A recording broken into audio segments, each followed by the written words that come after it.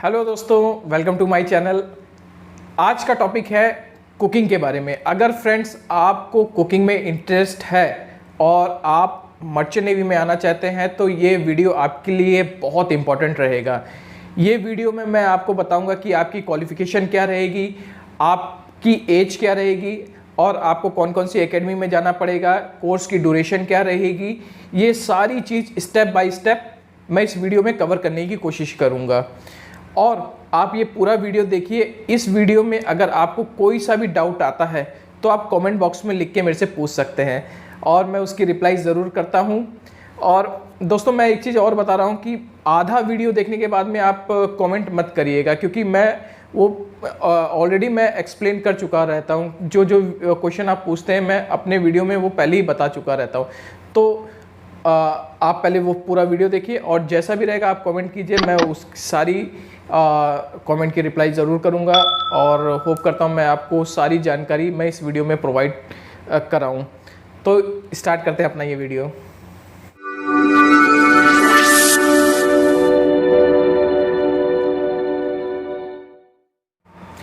Friend, ये course का नाम है CCMC कोर्स। CCMC कोर्स एक ऐसा कोर्स है जिससे कि आपका जो स्टार्टिंग रैंक रहेगा वो आप इजीली कुकिंग में आप एंट्री कर सकते हैं। जैसे कि आपने CCMC कोर्स पूरा कंप्लीट किया है और आप शिप के लिए जब रेडी हो जाएंगे तो फर्स्ट आपको स्टीवर्ड में आपको ज्वाइनिंग मिलेगी, उसके बाद में सेकंड कुक मिलेगा, उसके बाद में फिर चीफ कुक मिलेगा। इसकी सैलरी कितनी रहेगी वो भी मैं अभी आगे वीडियो में कवर करूंगा कि सैलरी क्या रहेगी, इसकी कोर्स की ड्यूरेशन क्या रहेगी, ये इसकी एज क्या रहेगी और आप कौन सी एकेडमी से कर सकते हैं। तो सबसे पहले बेसिक से स्टार्ट करते हैं कि ये CCMC कोर्स होता क्या है। CCMC कोर्स एक ऐसा कोर्स है जो आपको सर्टिफिकेट प्रोवाइड किया जाएगा मरीन के थ्रू कुकिंग का। इसका फुल फॉर्म होता है certificate course in maritime catering का। तो दोस्तों, ये मैं ऑलरेडी ऊपर हेडिंग लिख चुका हूँ, certificate course in maritime catering का। दूसरा, इसकी जो कोर्स की ड्यूरेशन होगी दोस्तों, ये जो कोर्स है ये सिर्फ 6 महीने का आपको रहेगा। फ्रेंड्स, ये जो कोर्स रहेगा ये इस कोर्स की ड्यूरेशन सिर्फ 6 महीने की रहेगी। आप जब एकेडमी में जाएंगे तो एकेडमी में आपको 6 महीने की ट्रेनिंग दी जाएगी कि आपको ऑन बोर्ड में कैसे रहना है और उसमें सेफ्टी के बारे में आपको सिखाया जाएगा। हर चीज़ आपको जो बेसिक चीज़ होती है वो एकेडमी में आपको 6 महीने में एकेडमी आपको पूरी चीज़ आपको बताएगी कि आपको कैसे आपको शिप में रहना है और कुकिंग के बारे में, हर चीज़ के बारे में बेसिक चीज़ आपको एकेडमी के द्वारा पढ़ाई जाएगी 6 महीने के अंदर में।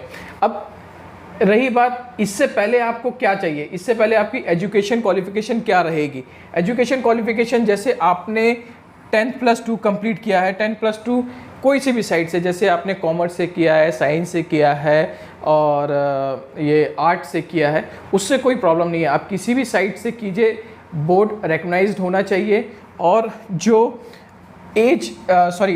आपका 10+2 में 40% मार्क्स होना चाहिए, 40% के ऊपर होना चाहिए, ये नहीं कि 40% के नीचे नहीं, 40% होना चाहिए। इंग्लिश कंपलसरी है, इंग्लिश आपको आनी ज़रूरी है और उसमें फिर 40% आपका परसेंटेज होना चाहिए। अब दोस्तों, एक टॉपिक मैंने ये कंप्लीट कर लिया कि इसकी ड्यूरेशन कितनी होगी। ठीक है, इसकी ड्यूरेशन क्या होगी मैंने आपको बताया कि इसकी ड्यूरेशन 6 महीने की होगी। आप आराम से समझिए, पूरी चीज़ आराम से समझिए कि आपको क्या क्या इसमें कैसे आपको एंट्री मिलेगी। तो एजुकेशन क्वालिफिकेशन की बात भी मैंने बता दी कि आपको कोई से भी साइड हो तो आप जैसे कॉमर्स हो, आर्ट्स हो, कुछ भी हो, आपको 10+2 कंप्लीट करने के बाद में 40% मार्क्स से ज़्यादा होना चाहिए। अब तीसरा चीज़ दोस्तों मैं बता देता हूँ, एज क्या रहेगी। इसमें एज है 17.5 साल से लेके आपको 25 साल होना चाहिए, इसके कम ही होना चाहिए। और उसके बाद में फिर मेडिकल, आप गौर कीजिएगा, मेडिकल में आपको फिट होना चाहिए सी के लिए। नॉर्मली आपको मेंटली और फिजिकली फिट रहना चाहिए सी के लिए, तभी आप सूटेबल रहेंगे शिप पे जाने के लिए। ठीक है, इसमें एक चीज़ आप ध्यान दीजिए कि जो आपकी आईसाइट है, जो आपकी आईसाइट होनी चाहिए वो 6/6 6/6 या 6/9 होनी चाहिए। लेकिन एक चीज़ आप ध्यान दीजिए, 6/6 6/9 होनी चाहिए, लेकिन आपको कलर ब्लाइंडनेस नहीं होना चाहिए। जो ये कलर ब्लाइंडनेस रहता है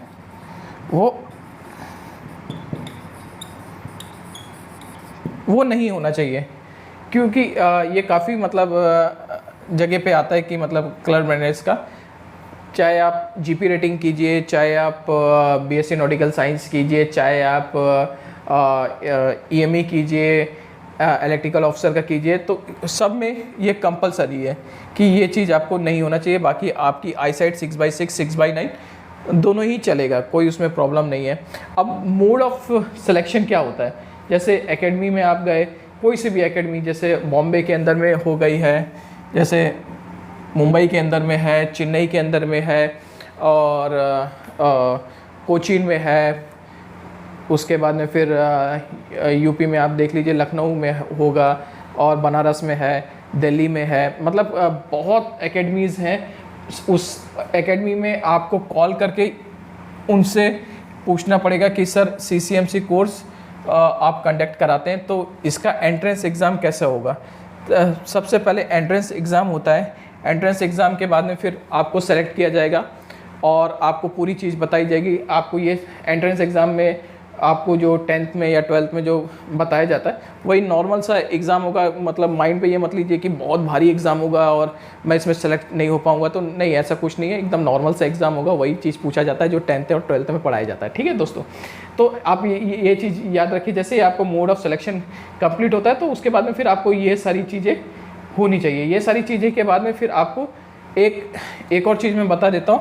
ये जैसे कि आप रहेगा इसमें दोस्तों की फ़ीस क्या रहेगी।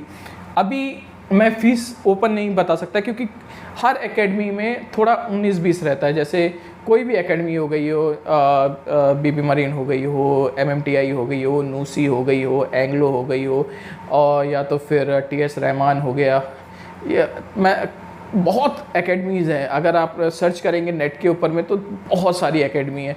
तो वो सारी एकेडमी में पहले आप पता कीजिए कि इसकी फ़ीस क्या रहेगी, इसमें मैं मेरा एंट्रेंस एग्ज़ाम कैसा रहेगा, मैं किस तरीके से जा सकता हूँ, और मैं इसकी मेरे को फ़ीस कैसे पे करनी पड़ेगी।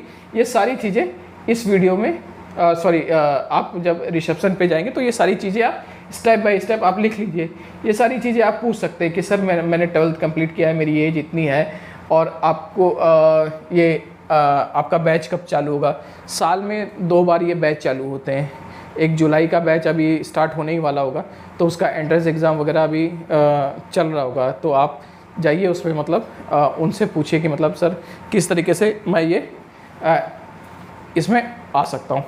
अब एक चीज़ है, मेरे पास में एक कमेंट आया था दोस्तों कि सर मैंने होटल मैनेजमेंट किया हुआ है और क्या मैं मर्चेंट नेवी में आ सकता हूँ। और मेरे दोस्त ने, समझो वो दोस्ती हैं, क्योंकि मेरे को कमेंट करके पूछ रहे थे कि सर आप सीसीएमसी कोर्स के ऊपर में एक वीडियो बनाइए, उसके बारे में मेरे को बताइए कि सर कि कैसे कैसे रहेगा। उनने होटल मैनेजमेंट किया है, लेकिन मैं आपको एक चीज़ बता देता हूँ, होटल मैनेजमेंट वाले भी मतलब ये कोर्स कर सकते हैं, लेकिन उनका क्या प्रॉब्लम रहेगा, अगर उनकी एज देख लीजिए। मैं एक और चीज़ बता रहा हूँ, उनकी एज अगर 25 से कम है तो उनको ये कोर्स उनके लिए बहुत यूज़फुल रहेगा। अगर जैसे कि उनने ये चीज़ नहीं किया, अब इसको थोड़ा सा मैं हल्का सा साफ़ कर देता हूँ तो मेरे को समझाने में थोड़ा सा और आसानी रहेगी। जैसे उनको फिर दूसरा एक कोर्स करना पड़ेगा। उनको जो होटल मैनेजमेंट किए रहते हैं उनको एक इजी स्टेप में बताता हूँ, बहुत ही आसान तरीका है। वो कोर्स का नाम है, लिख लीजिए आप भी, OCCP। ये एक ऐसा कोर्स है जो आप होटल मैनेजमेंट जो लड़के किए रहेंगे उनके लिए, जैसे उनकी एज 25 से ज़्यादा हो गई है तो मैं उनको सजेस्ट करूँगा कि वो OCCP कोर्स करे। OCCP कोर्स सिर्फ इसकी जो ड्यूरेशन रहेगी, जो ये वाली ड्यूरेशन आपको 6 महीने की थी, इसमें सिर्फ 1 मंथ की होगी। ये सिर्फ 1 मंथ की होगी। एजुकेशन क्वालिफिकेशन तो आपने वो कंप्लीट ही किया है, आपके पास में है ही है, होटल मैनेजमेंट की डिग्री है, तो आपको ये वाला स्टेप के बारे में सोचने की ज़रूरत ही नहीं है। अब एज पे आते हैं। अभी जो आप OCCP कोर्स जो कर रहे हैं दोस्तों, उसकी एज 18 साल से लेके 28 ईयर्स होनी चाहिए। अब 28 साल से इससे ज़्यादा नहीं होगी तो अच्छा रहेगा। 28 साल तक मतलब आप ये कोर्स कर सकते हैं, और ये बहुत ही सस्ता कोर्स है। इसमें मतलब आपको 6 महीने का वेट जो है वो नहीं करना पड़ेगा।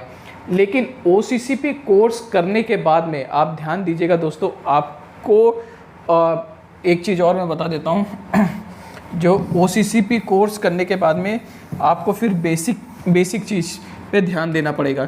जैसे कि आपको सर्टिफिकेट मिल गया, आपने फर्स्ट स्टेप OCCP कोर्स किया, आपकी एज 18 साल से लेके 28 है, तो उसके बाद में फिर आपको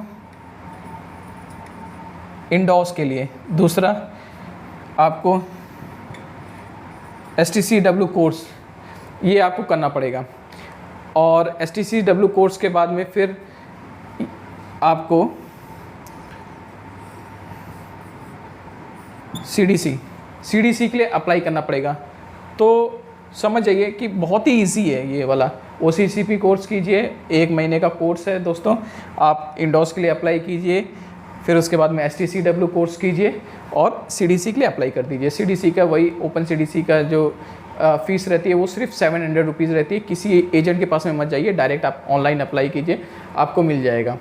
उसके बाद में मैं आपको बता देता हूँ, जो इस फर्स्ट टाइम में अगर शिप पे जाएंगे तो सबसे बड़ा होता है सैलरी कितनी रहेगी। तो मैं आपको बता रहा हूँ कि सैलरी डिपेंड करता है कंपनी के ऊपर में। अगर आपको ITF कंपनी मिल रही है तो उसकी सैलरी समझ लीजिए $500 से ऊपर ही रहेगी। और जैसे ऑफशोर वेसल मिल रहे हैं, सप्लाई मिल रही है, एंकर हैंडलिंग टग मिल रहा है, टोइंग वेसल मिल रहा है, और समझ लीजिए जो छोटे वेसल हैं ईरान में, इराक में, दुबई में, UAE में, तो उनकी सैलरी समझ लीजिए $300 से चालू होती है। लेकिन फर्स्ट रैंक आपका रहेगा स्टीवर्ड का। स्टीवर्ड के बाद में फिर आपको सेकंड कुक के बाद में चीफ कुक, ये रहेगा। तो होप करता हूँ मैं इस वीडियो में आपको पूरी जानकारी दिया हूँ। और अगर अच्छा लगे तो कमेंट और लाइक ज़रूर कीजिएगा। सब्सक्राइब तो आपको करना ही करना है दोस्तों। तो all the best for your future. Thank you.